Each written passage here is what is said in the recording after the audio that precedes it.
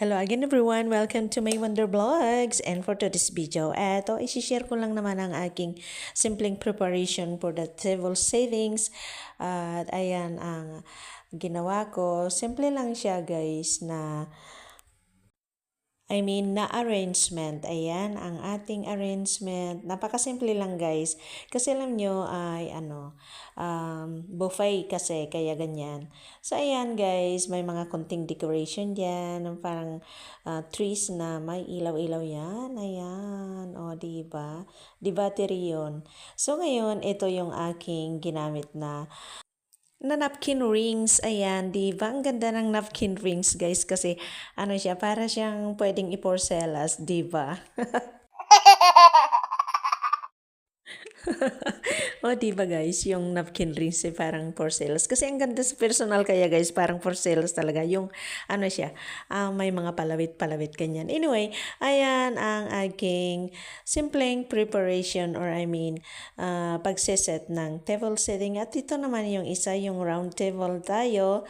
At ayan din, ganon din guys, ang aking ginamit na napkin rings. Ayun, yung napkin rings naman dito ay yung ginamit ko ay guys, yung silver. Ayan, ang bigat kaya niyan, parang porcelain din talaga, oo. So di ba? At yung nasa loob ay napkin talaga guys, at pinang-decorate lang namin yung yung nasa labas na transparent na kulay gold na napkins. Ayan, di ba? At syempre mayroon din tayong mga decoration sa may gitna, at nilagyan ko ng mga may parang Christmas lights din na may bonnet, ganyan, na may ilaw sa loob. Ayan, di ba ang ganda guys? Ayan.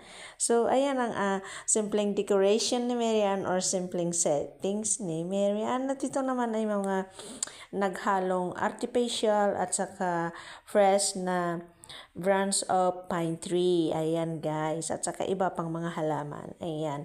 So, ito ay tunay at yung iba ay na gold ay artificial po yan. So, decoration lang naman pagka Christmas or Christmas season or holiday season, di ba guys? Ayan, o di ba? Ang gandang pagmasdan. Kasi yung pine tree, branch of pine tree is fresh. Totoo yan, oo. So, itong red ay artificial po yan. Pero maganda, di ba? Paghaluin mo lang yung ganyan na i-decorate para naman ay magandang pagmasdan. Ayan, nakikita yung Christmas tree doon. So anyway, ayan, punta tayo sa labas guys at ipapakita ko yung poinsettias na halaman. So ayan, ang balcony.